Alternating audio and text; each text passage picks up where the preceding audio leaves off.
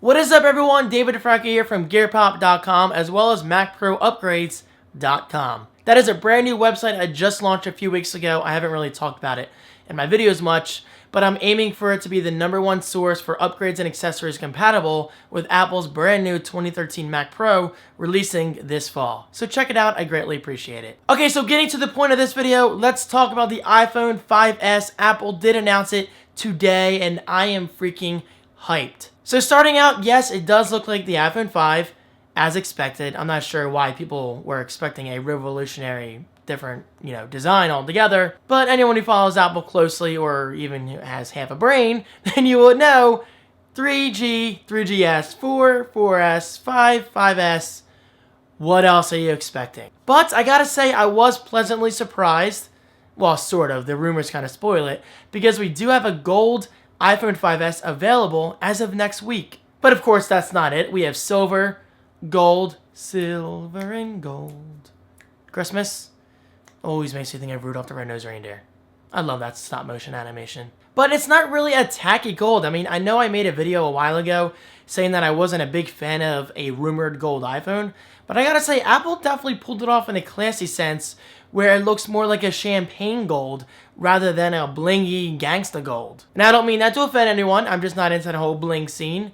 But I gotta say, for what it is, the gold iPhone doesn't look bad at all. But personally, I'll be going with the black. I like to keep things simple. Alright, so let's talk about specs, because without good specs, without a good user experience and iOS 7, all that stuff, the iPhone 5S is pretty much worthless, right?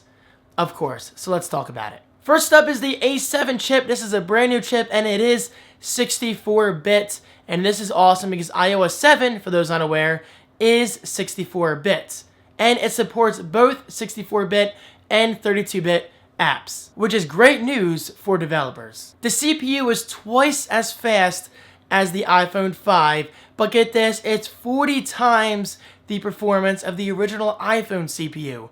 40 times. Now, keep in mind, 2007 to 2013, yes, you should expect a hell of a difference, but still, just put that in perspective. 40 times performance. The graphics are twice as fast on the iPhone 5S than previously were on the iPhone 5, but 56 times the performance of the original iPhone. 56 times. I mean, I still think it's incredible that we can actually get console quality graphics on games such as the iPhone and iPad and even the iPod Touch. Moving on, let's talk about the M7. Now, this is a new part that's exclusive and unique to the iPhone 5S. Okay, so I don't know too many details regarding this, but in theory, it sounds pretty cool. Apparently, it can measure motion data continuously, accelerometer, as well as gyroscope data. Again, I really don't know much about this, but apparently it's going to play a big part in iOS 7. And from things I've seen already in iOS 7, such as live wallpapers, I think it could be pretty sweet. Alright, let's talk about battery life. This thing does support 10 hours of 3G talk time, as well as 250 hours of standby time. 250 hours.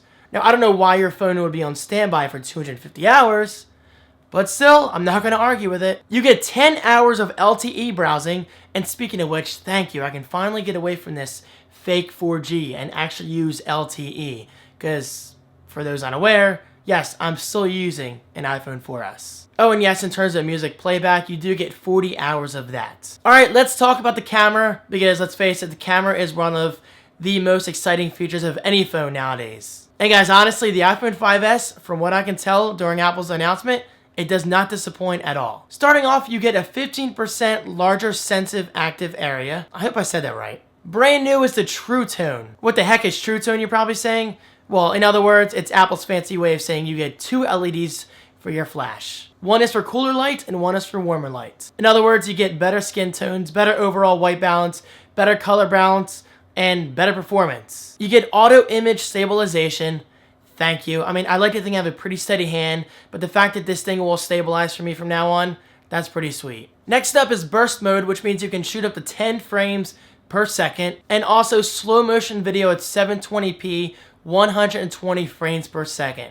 Not bad at all. Also, guys, this brand new camera is perfect for taking photos of squirrels. Yes, actual, real live squirrels. If you don't get the joke, well, you don't get the joke. Alright, so let's talk about probably the most exciting and long-rumored feature of the iPhone 5S, and that is the built-in fingerprint scanner, also known as Touch ID. A quote from Apple says it reads your fingerprint at an entirely new level. Okay, so obviously this is brand new to me. I've never ever used a fingerprint scanner, but the iPhone 5S does support 360-degree readability. It scans subepidermal skin layers, and it uses your finger to make purchases, a stainless steel detection ring, and it can even read multiple fingerprints. So if you want to do your thumb, your middle finger, no, I'm not flipping you off, or even your pinky, it'll work. But my question is, will it work on toes? As of next Friday, September 20th, the iPhone 5S will be going on sale for $199 at 16 gigabytes. And then 32 gigabytes for $299. And finally, 64 gigabytes for $399. Now, yes, it does suck that we still do not have a 128 gigabyte iPhone. I'm really not sure why, especially since Apple is constantly pushing flash memory. And let's face it, the prices of flash memory is drastically dropping from year to year. So maybe we'll have to wait for the iPhone 6 to see a 128 gigabyte model. Or maybe even wait for the iPad. But guys, this is the thing. I just said you could get the iPhone 5S next Friday, September 20th. But for some reason, you cannot pre-order it. I don't know why, and this honestly drives me nuts a little bit. You can pre-order the iPhone 5C, but as of this video today, you cannot pre-order the 5S. Maybe this is Apple's way of trying to build up hype to get people to stand in line outside of the Apple stores. And, you know, that way the news and press and media and all those important companies will do coverage for Apple. But if you ask me, the iPhone 5C is being sold in stores. So why isn't that enough hype as it is? I don't know. Perhaps Apple will change something between now and then. I doubt it.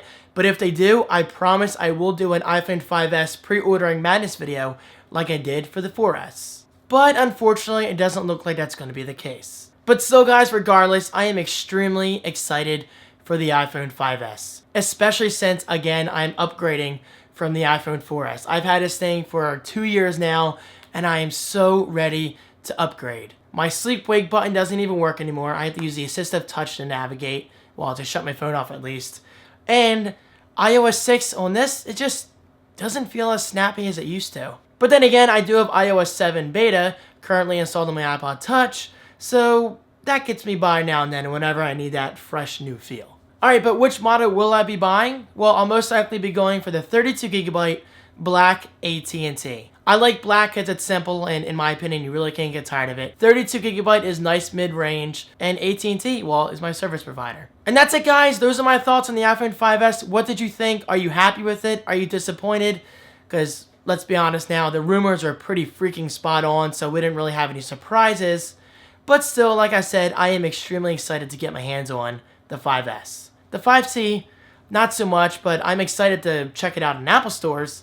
I just won't be buying one. Obviously, I don't need it. Alright, so again, comment right below. Will you be getting the iPhone 5C, the 5S, or not at all? Thank you so much for watching. Stay tuned for many, many more videos, including my review of the Transit high-performance Bluetooth speaker, my review of the Elgato Game Capture HD, which I'm loving so far, and finally, a first taste video of Nutella. Yes, I actually bought myself a little jar of Nutella over the weekend, specifically for a first taste video. Needless to say, I'm pretty excited. Alright guys, I'm done here. As you can hear, my voice is kind of shot from over the weekend, but I do appreciate your continued support.